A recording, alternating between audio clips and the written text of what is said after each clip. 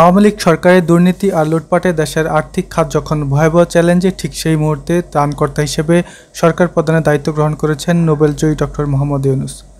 বিশেষ করে অর্থ পাচার আর ডলার সংকটে যখন দেশের রিজার্ভ তোলানিতে, সেই সময় আন্তর্জাতিক দাতা সংস্থাগুলোর সহায়তায় রিজার্ভের চ্যালেঞ্জ মোকাবেলায় কাজ করছেন তিনি। এর মধ্যেই আন্তর্জাতিক মুদ্রা তহবিল, IMF, বিশ্বব্যাংক, এশিয়া উন্নয়ন ব্যাংক বেশ কয়েকটি সংস্থা বাংলাদেশকে সহায়তা আশ্বাস দিয়েছে। এসব অর্থ পেলে দ্রুত সময়ের মধ্যে ডলার সংকট ও রিজার্ভের পতন থেমে দেশের আর্থিক খাত ঘুরে দাঁড়াবে বলে মনে করছেন অর্থনীতিবিদরা। বিশ্লেষকরা বলছেন, আওয়ামী লীগ সরকার ক্ষমতায় থাকা অবস্থায় দেশ যখন আর্থিক সংকটে পড়ে, সে সময় IMF থেকে বাজেট সহায়তা হিসেবে ঋণ চায়।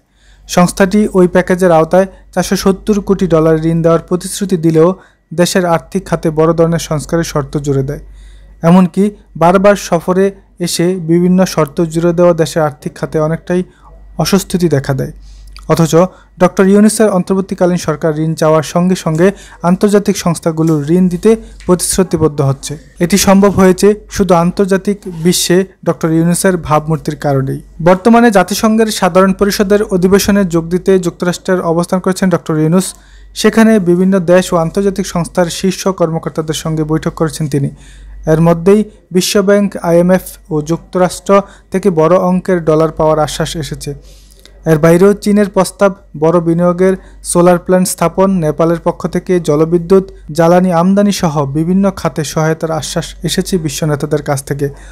এর আগেও ডক্টর ইউনূস বিভিন্ন সময় জাতিসংঘের বিভিন্ন অধিবেশনে যুক্ত হয়েছেন, তবে সে সময় তিনি একজন অর্থনীতিবিদ হিসেবে সেখানে যুক্ত হন। তবে এবার প্রথম বাংলাদেশকে নেতৃত্ব দিতে জাতিসংঘে গেলেন তিনি। এজন্য বিশ্ব নেতাদের মধ্যে তাকে নিয়ে দেখা গেছে উচ্ছ্বাস।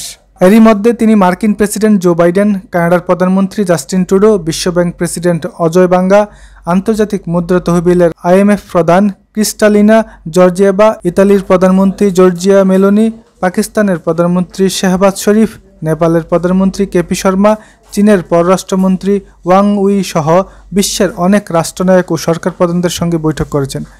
সবাই কম বেশি নিজ নিজ অবস্থান থেকে সহায়তার আশ্বাস দিয়েছেন। দেশের আর্থিক খাতের দুরবস্থা বিবেচনায় প্রত্যেক বৈঠকেই উঠে এসেছে আর্থিক সহায়তার বিষয়টি, আর সব ক্ষেত্রে এসেছে ইতিবাচক সাড়া। যুক্তরাষ্ট্র রোহিঙ্গাদের জন্য 20 কোটি ডলার সহায়তার ঘোষণা দিয়েছে। মার্কিন প্রেসিডেন্ট সংস্কারের যে কোনো উদ্যোগ বাংলাদেশের পাশে থাকার আশ্বাস দিয়েছেন। তথ্য বলছে, এখন পর্যন্ত বাংলাদেশকে বিভিন্ন আন্তর্জাতিক সংস্থা ও দেশ প্রায় 13.5 বিলিয়ন ডলার ঋণ সহায়তা দেওয়ার প্রতিশ্রুতি দিয়েছে।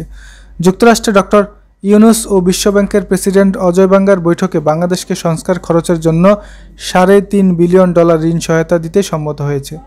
এর মধ্যে 2 বিলিয়ন ডলার দেবে একেবারে নতুন ঋণ হিসেবে, আর বাকি 1.5 বিলিয়ন ডলার দেবে আগের প্রকল্পগুলো চালিয়ে নেওয়ার অংশ হিসেবে। মোটা দাগে সরকার এই অর্থ ডিজিটাইজেশন, তারল্য সহায়তা, বিদ্যুৎ ও জ্বালানি নিরাপত্তা এবং পরিবহনে খরচ করতে পারবে। আর IMF এর প্রধান ক্রিস্টালিনা জর্জিয়েভার সঙ্গে করা বৈঠকেও এসেছে নতুন ঋণের আশ্বাস।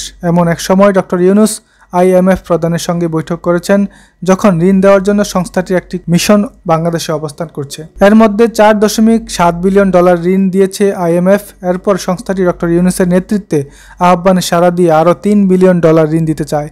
IMF মনে করে একটি বিশেষ সময়ে ক্ষমতা আসা নতুন সরকারের অনেক খাতে সংস্কার করবে, এজন্য তারা পাশে থাকতে চায়। এই অর্থ বাজেট সহায়তা হিসেবে সরকার খরচ করতে পারবে। তথ্য বলছে, চীন বাংলাদেশে একটি বড় বিনিয়োগ সোলার উৎপাদন প্ল্যান্ট বসাতে চায়। এর মধ্যে বাংলাদেশ থেকে সোলার প্যানেল বানিয়ে সারা বিশ্বে রপ্তানির লক্ষ্য দেশটির। এতে দেশে বড় অঙ্কের বৈদেশিক মুদ্রার যোগান বাড়বে। এতে সৃষ্টি হবে বহু লোকের কর্মসংস্থান। চীন মনে করে সোলার প্যানেলের বাংলাদেশ বিশ্বের বড় রপ্তানিকারক হতে পারবে। আর নেপালের প্রধানমন্ত্রী KP শর্মা দেশটির বিপুল জলবিদ্যুৎ বাংলাদেশে রপ্তানি করতে আগ্রহ প্রকাশ করেন। একই সঙ্গে তিনি জ্বালানি, পর্যটন, শিক্ষা সহ বিভিন্ন খাতে উভয় দেশের পারস্পরিক সহযোগিতা বাড়ানোর প্রতিশ্রুতি দেন। এছাড়া USAIDর প্রধান সামান্তা পাওয়ার সহযোগিতায় আশ্বাস দিয়েছেন। Bill and Melinda Gates Foundation CEO Mark Suzman বাংলাদেশের পাশে থাকতে চান বলে জানিয়েছেন। চট্টগ্রাম বিশ্ববিদ্যালয়ের সাবেক অধ্যাপক মইনুল ইসলাম বলেন, এই ঋণগুলো না নিয়ে সরকারের কোনো উপায় ছিল না, কারণ এটি ছাড়া রিজার্ভের পতন থামানো আর কোনো উপায় ছিল না। শুধু তাই নয়, দেশের ব্যাংকিং খাতে অবস্থা খুব নাজুক অবস্থায় রয়েছে। এখান থেকে কয়েক লাখ কোটি টাকা বিদেশে পাচার হয়ে গেছে।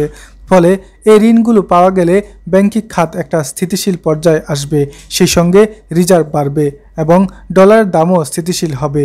এভাবেই দেশের পুরো অর্থনীতি একটা স্থিতিশীল পর্যায়ে আসবে।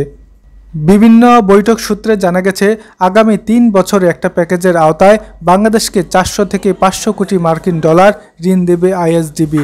বিভিন্ন খাতের জন্য এই অর্থ দেবে তারা। এছাড়া ডিসেম্বরের মধ্যে বাজেট সহায়তা হিসেবে বাংলাদেশকে 40 কোটি মার্কিন ডলার ঋণ দেবে এডিবি।